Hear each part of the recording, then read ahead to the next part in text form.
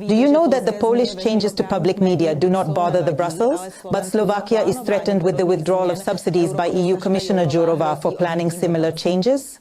Do you know that following the political purge of Polish public television, the ratings of one of the alternative channels have increased by 6,000%, while those of the television channel have fallen by 65%?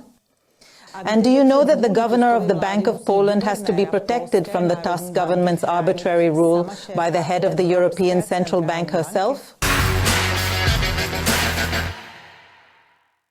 After the Fiel government cancelled a joint session with the Slovak government of Robert Fico, the five-coalition cabinet is most friendly with the new Polish government of Donald Tusk.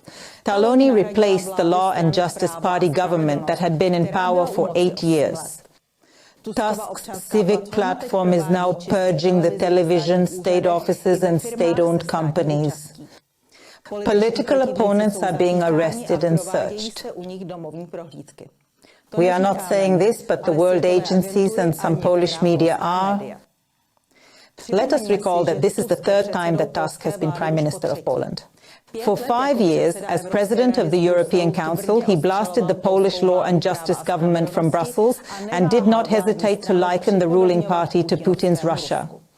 The Czech and Polish Prime Ministers met ahead of the Prague meeting of the Visegrad Four, which the Fiel government basically despises. And at a joint press conference, they spared no expense in complimenting each other.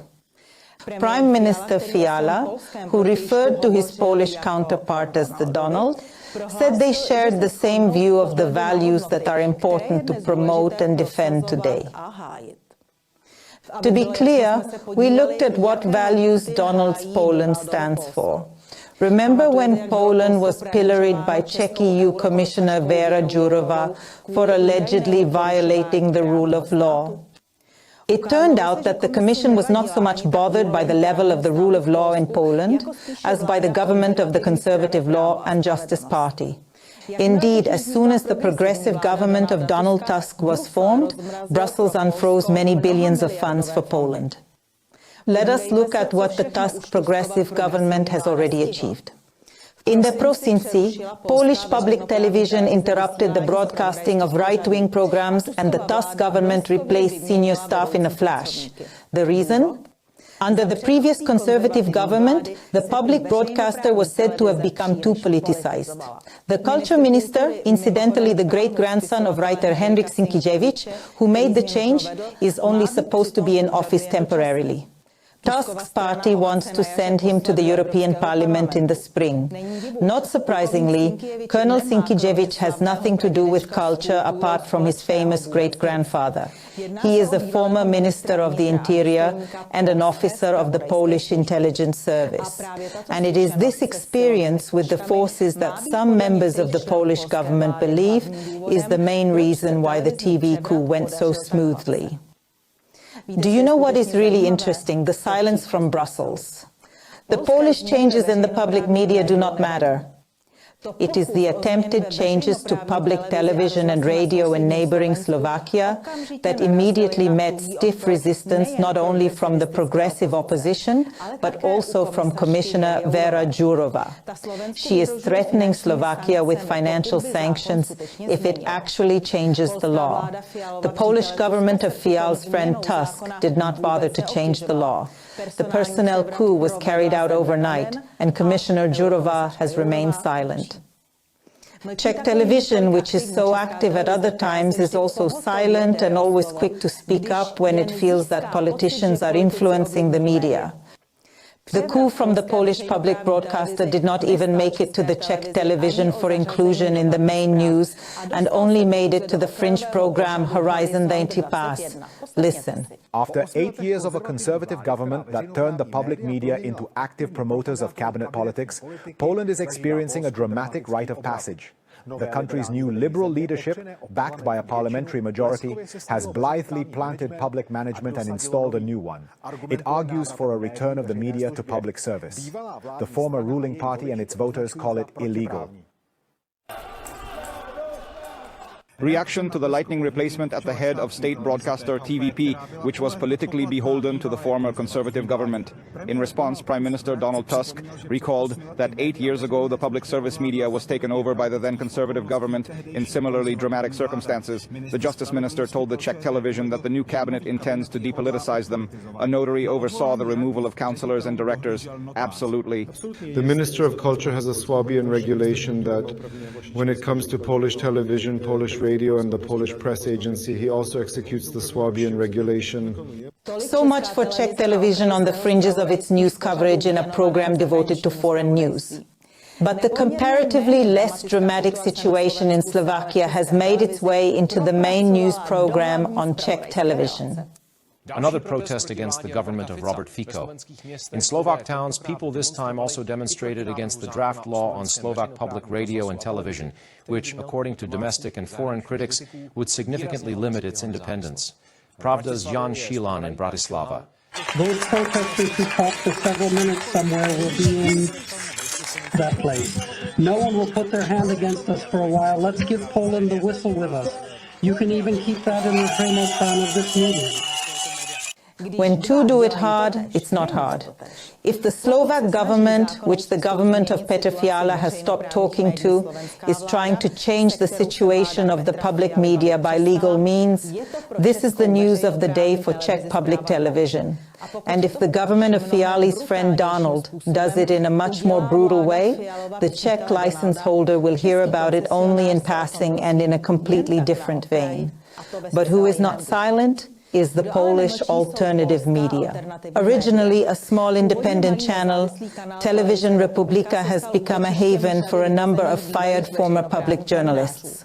Today, Television Republika is the only station in Poland covering the protests against the Tusk government, has become the second most watched news channel in Poland, and has over 1 million subscribers on YouTube.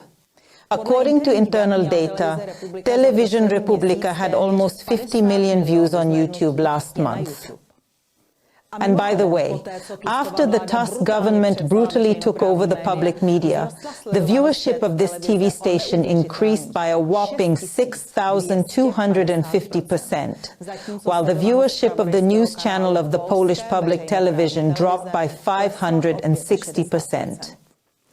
Listen to how Polish Fox News is discussed by Czech public television. TV Republika is a propaganda tool, it is a political tool. My Polish acquaintances say that the television is somehow technically at a very low level. It gives a bit of an amateurish impression. According to the expert, if the new public broadcaster TVP offers balanced journalism and gives space to the opposition, there will be no need for those who disagree with the new government to look for a TV alternative. Jana Dujakova, Czech television. Similarly, the Tusk government is trying to rock the Polish central bank. Its governor, Professor Glapiński, has long made no secret of his skepticism about adopting the euro. Donald Tusk, on the other hand, would prefer to see Poland in the eurozone. And an independent central bank is standing in his way. That is why the Polish government has drawn up a 7-point report that accuses Governor Glapiński of allegedly playing into the hands of the previous conservative government. For standing up to the Polish government's attacks, the governor of the Bank of Poland found, somewhat surprisingly, the head of the European Central Bank, who warned against interfering with the institution's impartiality. But that is far from all. The new Polish government has swiftly replaced hundreds of managers at state-owned companies, including the PKN Orlen refinery and the management of Warsaw Airport. The victims of the post-election Polish purges are people who were put in their positions under previous governments, and now their jobs are needed to satisfy the interests of the Tusk lobby. However, the new Polish government is now going even further. 2 opposition MPs, former ministers of the Conservative Law and Justice Party, were arrested right in the presidential palace, where President Duda had invited them to the ceremony of appointing his new advisors. When the president, a member of the Conservative Law and Justice Party, learned of the police intervention and wanted to return to his residence with the presidential motorcade, a public transport vehicle blocked his way. Officers of the Polish Secret Service Superior Czech BIS also entered the house of the former Minister of the Conservative Party Law and Justice, Zbigniew Ziobro, without any official authorization and carried out a search without the presence of his lawyer or family members. The politician himself was abroad at the time, where he was due to undergo a complicated medical procedure for advanced esophageal cancer. This information was public knowledge. The ex-minister took to the ex-gen network a few days beforehand to urge Poles to go for preventive checkups and not to underestimate these seemingly trivial health problems. Listen to what Ziobro himself, who interrupted his treatment and returned to Poland because of the intervention, has to say. On the other hand, I decided that I did not want to be intimidated by doctors treating me in Poland, where Donald Tusk rules. And I made the difficult decision to have surgery abroad so that I could continue my treatment. Editor, for a good few months now, I've been accused of fraud, of faking cancer. That would be something extremely strange. But there came a point when I decided I couldn't keep quiet any longer. It's been hard for me. Please note that for a long time I didn't say anything about my illness. I didn't even say I had cancer. I only said I was sick and couldn't be present. I wanted to point out that the very examination you bothered to mention was carried out in flagrant violation of the law. You are deciding on a provision of the Code of Criminal Procedure that guarantees a certain right of every Pole, of every citizen. I expect nothing less than that everyone will be treated equally before the law. It says, and I quote, that the person to be searched must be informed before the act is carried out. Before the search is commenced, notice must be given of the purpose and be required to surrender the things to be searched. And during the search, she shall be allowed to participate in the activity. And if she is not present, allow her to appoint a trusted person. All of these rights were violated in my case. So they deliberately did not invite me. They deliberately violated this law to obviously deprive me of the possibility to participate in these activities and these rights that belong to me as every Polish citizen. Moreover, they lied to my relatives who, by the way, I must tell you, were being searched for 5 hours at almost the same time, and my relatives had to be there to take part in that search. I mean, 2 of my young children and an absolutely sick, almost 80-year-old. By the way, the Czech media again reported on the whole case only sporadically and completely incompletely. The news server Seznam News carried an article about the raid, but omitted information about its illegality and about the health condition of the terminally ill politician.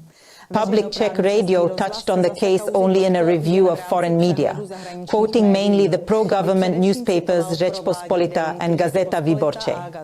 Only the website of Lidové noviny and iDnes.cz attempted to be value-neutral and objective in their reporting. Let's listen to how the Czech television reported on the inhumane crackdown by the Polish authorities. The truth remains that whether it was the actions of Adam Glampinski or the controversial dealings with the Justice Fund of former Justice Minister Zbigniew Ziobro, but also other top figures who were installed in state institutions and offices during the government law and justice years, were already criticized by the opposition of the current government in the last election cycle. And in fact, the electorate wants the current governing coalition to hold these people, who may have committed offenses against the law according to some legal interpretations, to account. Možná podle některých právních výkladů dopustili přečinů proti zákonům zúčtovali.